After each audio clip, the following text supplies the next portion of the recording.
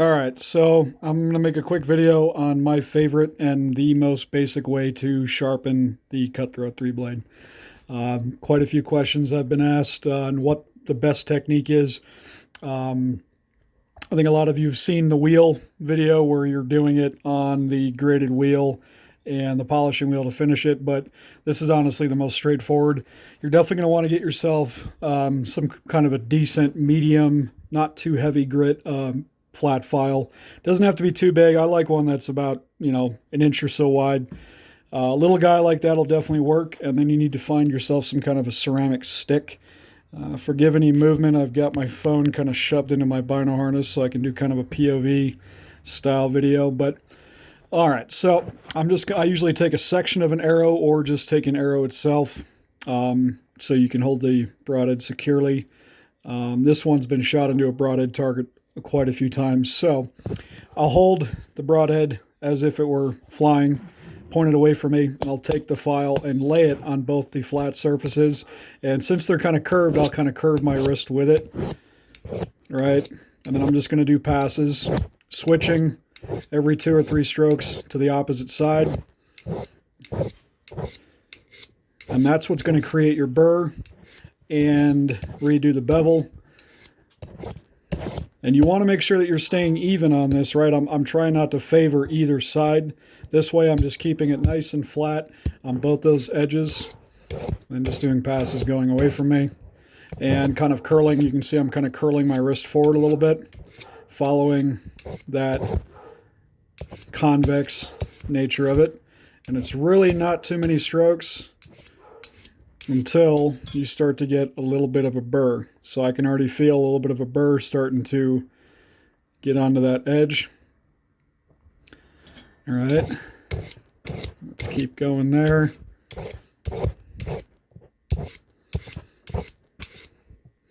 And I may very well have to upload this to my YouTube page. I think I still have one, because I don't think Instagram will let me send videos that are a whole lot longer. So yeah, I've got a pretty good burr. You can't really see it, but you'll be able to feel that little bit of a burr.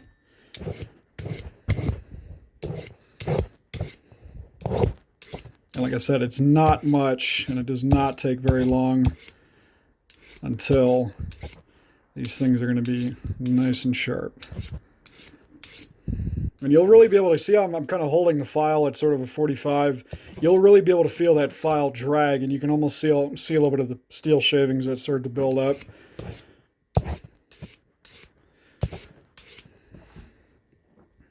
All right, got a pretty good burr. Yep, a little bit. It's already starting to catch on the nail. All right, and then we have larger ceramic sticks at the shop.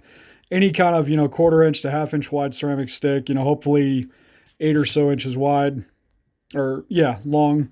And then same thing. I'm going to flip it around, and I'm going to do passes coming towards me.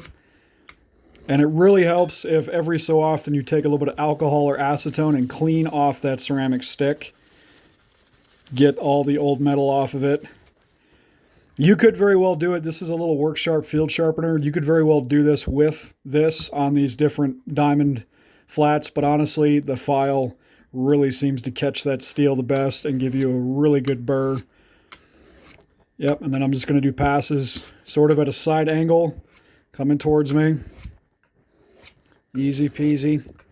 And that's one of the reasons I really love this head. It is so easy to resharpen these.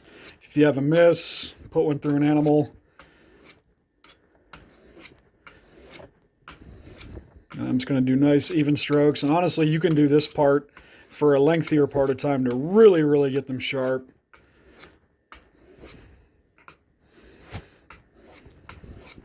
And like I said, with a smaller rod like this, I'm going to clean it a little bit more often just to keep that grit. Because what will happen is ceramic is a bit porous still. That steel will start to get built up inside that ceramic.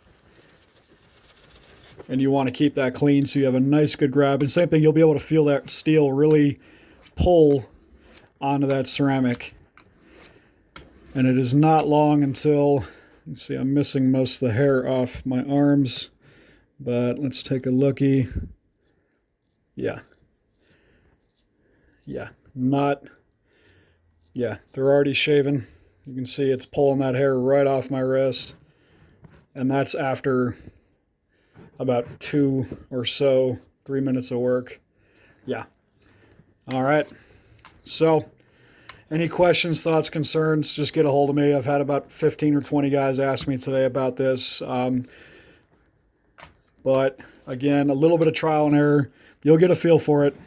But like I said, I put 2 of these in the dirt when I was down in Arkansas at my friend Scott's place when I was down there with Buddy Gould. And 2 stupid misses the night before. Took them out. Both of them looked like this. This is one I killed that first buck with, but I'd stuck them both in the dirt. So took it into the sink, scrubbed it off, washed it, dried it, and went through that exact process and killed those 2 deer the next day. So again, super, super easy. Easy enough to do in the field. That's one of the reasons I really like this little guy. It has a strop, but this strop, unfortunately, versus like a piece of veg tan leather, you can see it kind of cuts into that. But Scott had a nice piece of about 1/8 inch thick, 6 inch wide by about foot long piece of veg tan leather he got from Tandy Leather that he uses on his wiki broadheads with a KME. And I actually did passes on that after I'd gone through this process of the file and the ceramic stick.